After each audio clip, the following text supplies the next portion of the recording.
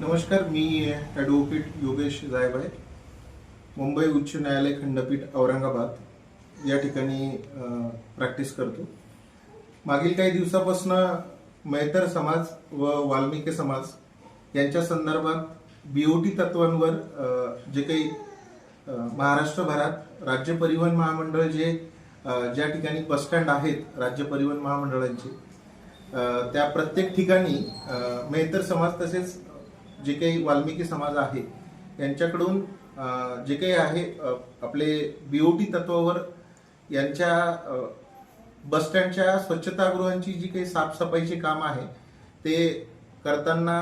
मागील अनेक वर्षापासून मेहतर समाज आणि वाल्मिकी समाज काम करतो. परंतु काही दिवसांपूर्वीच महाराष्ट्र राज्य परिवहन महामंडळ यांनी मेहतर समाजाला कुठलीही पूर्व कल्पना न देता किंवा पूर्व सूचना न देता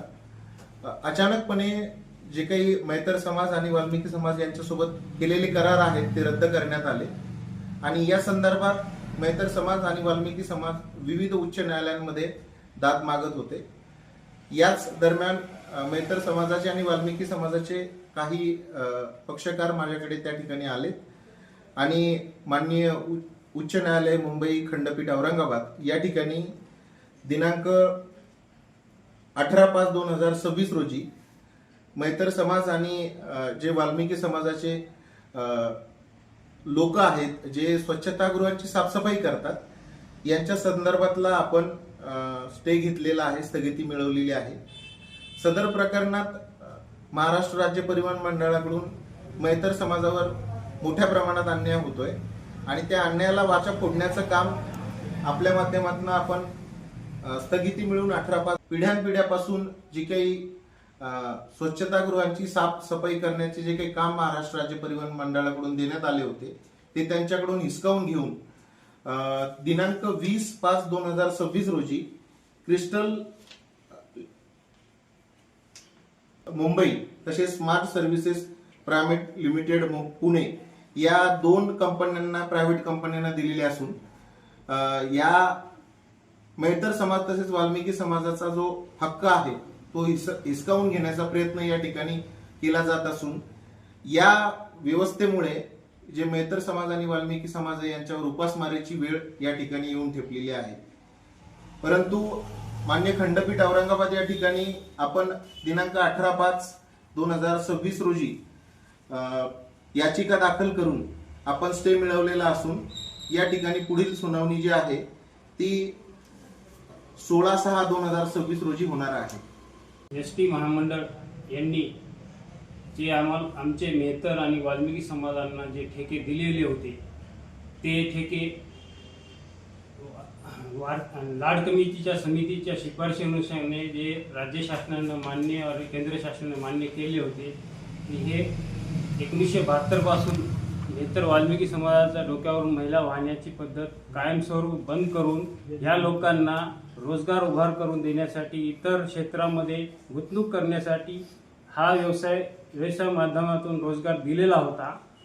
आणि ह्या रोजगारातून जे मेहतर वाल्मिकी समाज